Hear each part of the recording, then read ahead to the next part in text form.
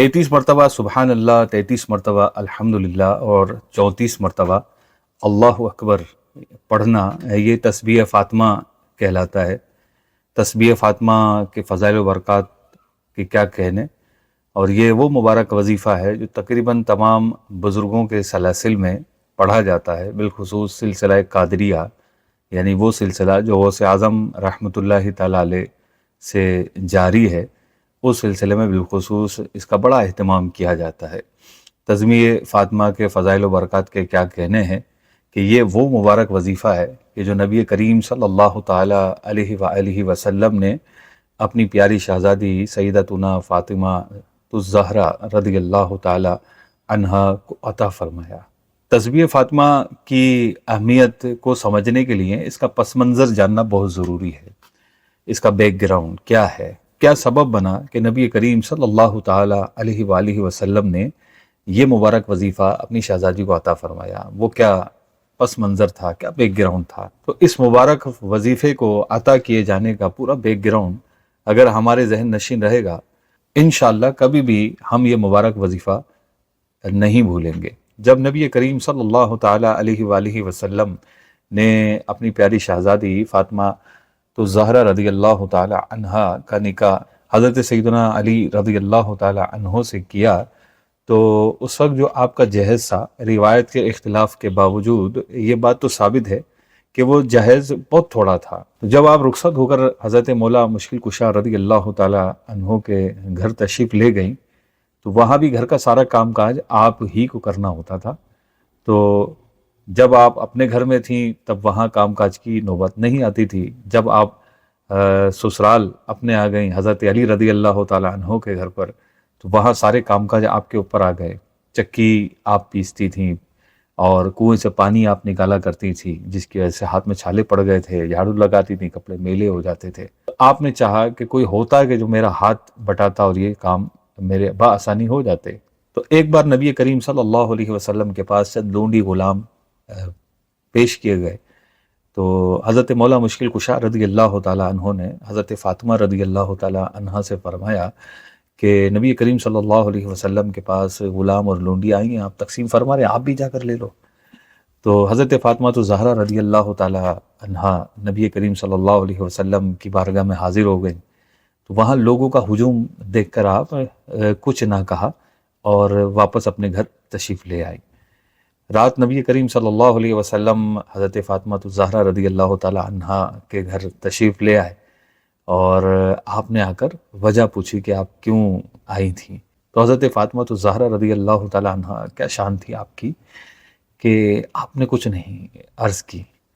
तो नबी करीम सल्लल्लाहु ताला अलैहि वसल्लम ने तरबियत फरमाते हुए इरशाद फरमाया, फ़ातिमा क्या मैं तुम्हें ऐसी चीज़ ना बताऊं जो खादिम से बेहतर हो। तो नबी करीम सल्लल्लाहु अलैहि वसल्लम ने ये मुबारक वजीफ़ा यानी तस्बीह फ़ातिमा अता फरमाई। मुफ्ती अहमद यार ख़नईमी रहमतुल्लाहि तआला अलैह इस हदीस मुबारका की डेफिनेशन करते हुए इरशाद फरमाते हैं कि लोंडी गुलाम का फ़ायदा तो तुम्हें दुनिया में होगा, जबकि इन अज़कार का फ़ायदा यानी ये जो ज़िक्र है इसका फ़ायदा तुम्हें दुनिया में भी होगा और आखिरत में भी होगा। यहाँ एक बात काबिल गौर है कि जो रिवायत इस हवाले से आती हैं यानी तस्बीह फ़ातिमा के हवाले से, उसमें खादिम का जिक्र आता है। मुफ्ती अहमद यार ख़नईमी रहमतुल्लाहि तआला अलैह इरशाद फरमाते हैं कि लफ्ज़ जो खादिम होता है ये मुज़क्कर और मुअन्नस यानी मेल और फीमेल दोनों के लिए इस्तेमाल होता है। अगर हम तवज्जो करें तो इस मौके पर एक बड़ा ही अहम नुक्ता है। देखें, हज़रत फ़ातिमा ज़हरा रज़ियल्लाहु ताला अन्हा की आप ज़िंदगी देखें तो इंतहाई सादगी के साथ ज़िंदगी गुज़रती है आपकी। आज हमारी बहन बेटियों की ये ख्वाहिश होती है कि जब मेरी शादी हो तो मेरी ज़िंदगी की हर ख्वाहिश पूरी की जाए, ज़रूरियात ज़िंदगी के साथ साथ सहूलियात ज़िंदगी का भी सामान मुझे मुहैया किया जाए। माँ बाप, भाई बहन, हत्तल मकदूर ये सारी ख्वाहिशात पूरी करने की कोशिश करते हैं। लेकिन इस तरफ देखें कि जब नबी करीम सल्लल्लाहु अलैहि वसल्लम हज़रत फ़ातिमा रज़ियल्लाहु ताला अन्हा का निकाह करते तो बहुत थोड़ा जहेज़ होता है। साथ में हज़रत अली रज़ियल्लाहु ताला अन्हो के जब घर तशरीफ़ ले जाती हैं आप, तो वहाँ जाकर भी घर के सारे कामकाज आप अपने हाथ से करती हैं। और जब कामकाज करने में तकलीफ़ का सामना होता है तो नबी करीम सल्लल्लाहु अलैहि वसल्लम की बारगाह में हाज़िरी देती हैं। तो आप और मैं गौर करें कि अगर बाप सरमायादार हो اور اولاد بھی باادب ہو تو باپ اپنی اولاد کی محبت میں ہو سکتا ہے ساری جائیدادیں نام کر دے کہ اولاد سے بڑھ کر نعمت ماں باپ کے نزدیک کیا ہوگی. لیکن یہاں دیکھیں حضرت فاطمہ الزہرا ہیں رضی اللہ تعالی عنہا کہ آپ کی مثال نہیں ہے. اور والد کون ہیں؟ رحمت للعالمین ہیں صلی اللہ علیہ وسلم، جن کے یہاں نہ نہیں ہے، یعنی جو سائل آتا ہے آپ اس کو عطا فرماتے ہیں.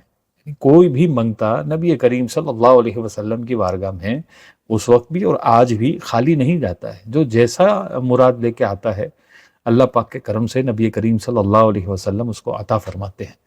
لیکن یہاں دیکھیں جب حضرت فاطمہ الزہرا رضی اللہ تعالی عنہ غلام کے لیے حاضر ہوتی ہیں اور وہاں جا کر کہہ بھی نہیں پاتی، اور جب واپس اپنے گھر آتی ہیں اور نبی کریم صلی اللہ علیہ وسلم واپس پوچھنے آتے ہیں تو بجائے یہ کہ غلام عطا فرماتے لیکن آپ ایک مبارک وظیفہ عطا فرماتے ہیں. تو میں یہاں ایک بات پر آپ کی توجہ دلانا چاہوں گا کہ دیکھیں نبی کریم صلی اللہ علیہ وسلم بحیثیت والد حضرت فاطمہ الزہرا رضی اللہ تعالی عنہا کو چاہتے تو نہ جانے کیا کیا عطا فرما سکتے تھے، لیکن نبی کریم صلی اللہ علیہ وسلم نے ایک وظیفہ عطا فرمایا. تو آپ غور تو کریں کہ جو سب کچھ دے سکتے تھے انہوں نے ایک وظیفہ عطا فرمایا. تو یہ وظیفہ کیا تھا؟ یہ وظیفہ اس سب کچھ سے بہتر تھا، تبھی نبی کریم صلی اللہ علیہ وسلم نے اپنی شہزادی کو عطا فرمایا. اور یہ بات حضرت مولا مشکل کشا رضی اللہ تعالی عنہ نے بہت اچھے سے سمجھ لی تھی.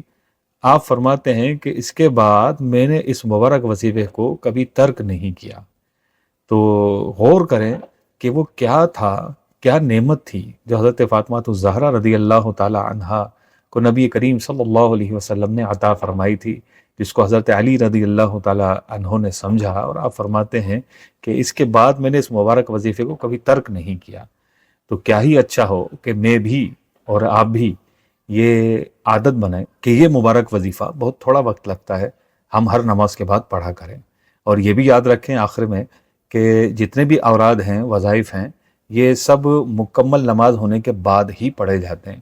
تو جن نمازوں کے بعد سنتیں یا نفل وغیرہ ہیں تو ان کو پڑھنے کے بعد پھر یہ وظائف پڑھے جاتے ہیں. جیسے کہ روایت میں آتا ہے کہ ظہر کے بعد کوئی یہ پڑھے، عصر کے بعد کوئی یہ اذکار پڑھے تو اس کے لیے یہ فضیلت ہے. تو جہاں جہاں نمازوں کے بعد کا تذکرہ ہے تو وہاں یہ دیکھا جاتا ہے کہ جہاں اگر سنتیں ہیں، نوافل ہیں نماز کے بعد یعنی فرض نماز کے بعد، تو وہاں وہ ساری نماز یعنی مکمل نماز پڑھنے کے بعد ہی وہ وظیفہ پڑھا جاتا ہے. اللہ پاک مجھے آپ کو عمل کی سعادت نصیب فرمائے. السلام علیکم ورحمۃ اللہ وبرکاتہ.